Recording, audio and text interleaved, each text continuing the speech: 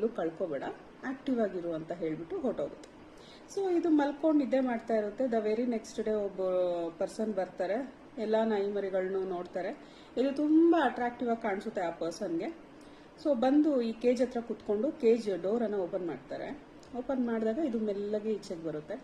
ಈಚೆ ಬಂದು ಆ ಒಂದು ಎಮೋಷನಲ್ ಲುಕ್ ಅಂತ ಹೇಳ್ತಾರಲ್ಲ, ಸೊ ಲವ್ ಅಂಡ್ ಎಮೋಷನ್ ಸೇರೋನು ಆ ರೀತಿ, ಅಂದರೆ ಅಟ್ಲೀಸ್ಟ್ ನೀನಾದರೂ ನನ್ನನ್ನು ತಗೊಂಡು ಹೋಗು ಅನ್ನೋ ಭಾವನೆ ಇರುತ್ತಲ್ಲ, ಆ ರೀತಿ ನೋಡುತ್ತೆ ಓನರ್ನ. ನೋಡಿದಾಗ ಆ ಓನರ್ಗೆ ತುಂಬ ಮನಸ್ಸಿಗೆ ತುಂಬ ಹತ್ರ ಅನಿಸುತ್ತೆ. ಸೊ ಆ ಮರಿನ ಹತ್ರ ತಗೊಂಡು ಎತ್ಕೊಂಡು ಹಣೆ ಮೇಲೆ ಒಂದು ಮುತ್ತು ಕೊಡ್ತಾರೆ. ಆ ಥರ ಮುತ್ತು ಕೊಟ್ಟಿದ ತಕ್ಷಣ ಆ ನಾಯಿ ಮರಿಗೆ ತುಂಬ ಖುಷಿ ಆಗ್ಬಿಡುತ್ತೆ. ಎಲ್ಲಿಲ್ಲದೆ ಇರೋ ಆನಂದ ಅದಕ್ಕೆ ಫುಲ್, ಅದೂ ಅಷ್ಟೇ ಮುದ್ದು ಮಾಡುತ್ತೆ. ಸೊ ಫೈನಲಿ ಡಿಸೈಡ್ ಮಾಡ್ತಾರೆ ಈ ಮರಿನ ನಾನು ತೊಗೊಂಡು ಹೋಗ್ಬೇಕು ಅಂತಂದ್ಬಿಟ್ಟು ತೊಗೊಂಡು ಹೋಗ್ತಾರೆ. ಒಂದಷ್ಟು ವರ್ಷಗಳು ಕಳೆಯುತ್ತೆ.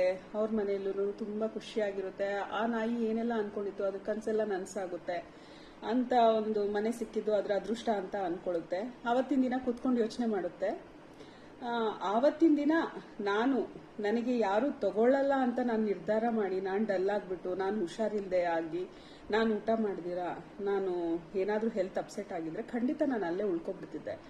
ಬಟ್ ನಾನು ಆ ಹೋಪ್ಸನ್ನು ಕಳ್ಕೊಳ್ದಿರಾ ಒಂದಲ್ಲ ಒಂದಿನ ನನಗೂ ಒಂದು ಬ್ಯೂಟಿಫುಲ್ ಫ್ಯಾಮಿಲಿ ಸಿಗುತ್ತೆ, ನಾನು ಏನು ಎಕ್ಸ್ಪೆಕ್ಟ್ ಮಾಡಿದ್ದೀನಿ ಆ ಲೈಫ್ ನನ್ನ ಮುಂದೆ ಬರುತ್ತೆ ಅಂತಂದ್ಬಿಟ್ಟು ಪ್ರತಿದಿನ ನಾನು ಪ್ರಯತ್ನ ಪಟ್ಟೆ. ಅದಕ್ಕೆ ನನಗೆ ಇವತ್ತು ನಾನು ಅಂದ್ಕೊಂಡಿದ್ದಕ್ಕೂ ಮೀರಿದಂತಹ ಲೈಫ್ ನನಗೆ ಸಿಕ್ಕಿದೆ ಅಂತಂದ್ಬಿಟ್ಟು ಅದು ಥಿಂಕ್ ಮಾಡಿ ಖುಷಿ ಪಡುತ್ತೆ.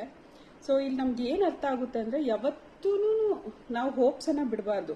ನನಗೆ ಸಿಗಲ್ಲ, ನನ್ನ ಲೈಫ್ ಇಷ್ಟೇ, ನನ್ನ ಲೈಫಲ್ಲಿ ನಾನು ಏನು ಮಾಡಿದ್ರೂ ನನಗೆ ಆಪರ್ಚುನಿಟೀಸ್ ಬರಲ್ಲ. ಸೊ ನಾನು ಎಷ್ಟೇ ವಿಡಿಯೋಸ್ ಪೋಸ್ಟ್ ಮಾಡಿದ್ರು ನನ್ನ ವಿಡಿಯೋಸ್ ಯಾರೂ ಲೈಕ್ ಮಾಡಲ್ಲ, ಶೇರ್ ಆಗಲ್ಲ, ಫಾಲೋವರ್ಸ್ ಬೆಳೆಯಲ್ಲ, ಸಬ್ಸ್ಕ್ರೈಬ್ ಮಾಡಲ್ಲ. ಸೊ ಈ ಥರದ ಹೋಪ್ಸ್ನ ನಾವು ಕಳ್ಕೊಬಾರ್ದು ಯಾವತ್ತೂ. ಒಂದಲ್ಲ ಒಂದಿನ ವೈರಲ್ ಆಗುತ್ತೆ, ಒಂದಲ್ಲ ಒಂದಿನ ಒಬ್ಬರನ್ನ ನೋಡ್ತಾರೆ ಅಥವಾ ಇಬ್ಬರು ನೋಡ್ತಾರೆ, ಮುಂದೆ ಒಂದಿನ 1000 ಜನ ನೋಡ್ಬೋದು. ಸೊ ಈ ರೀತಿ ನಮ್ಮ ಮೇಲೆ ನಾವು ಹೋಪ್ಸನ್ನು ಯಾವತ್ತೂ ಕಳ್ಕೊಬಾರ್ದು.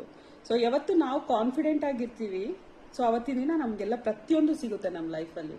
ಯಾವತ್ತು ನಮ್ಮ ಮೇಲೆ ನಾವು ಹೋಪ್ಸನ್ನು ಕಳ್ಕೊಂಡು ತುಂಬ ಡಲ್ ಆಗಿಬಿಡ್ತೀವಿ, ನಾವು ಏನೂ ಸಾಧನೆ ಮಾಡೋದಕ್ಕಾಗಲ್ಲ. ಇವತ್ತು ನಾವು ಏನೂ ಇಲ್ಲದೆ ಇರ್ಬೋದು, ಫ್ಯೂಚರಲ್ಲಿ ಆ ಪೊಸಿಷನ್ ಬಂದಮೇಲೆ ಇದೆಲ್ಲ ಒಂದು ಬ್ಯೂಟಿಫುಲ್ ಮೆಮೊರೀಸ್ ನಮಗೆ. ಸೊ ಹಾಗಾಗಿ ಪ್ರಯತ್ನ ಪಡಬೇಕು, ಪ್ರತಿದಿನ ಪ್ರಯತ್ನ ಪಡಿ, ಖಂಡಿತ ನೀವು ಸಕ್ಸಸ್ ಆಗ್ತೀರಾ.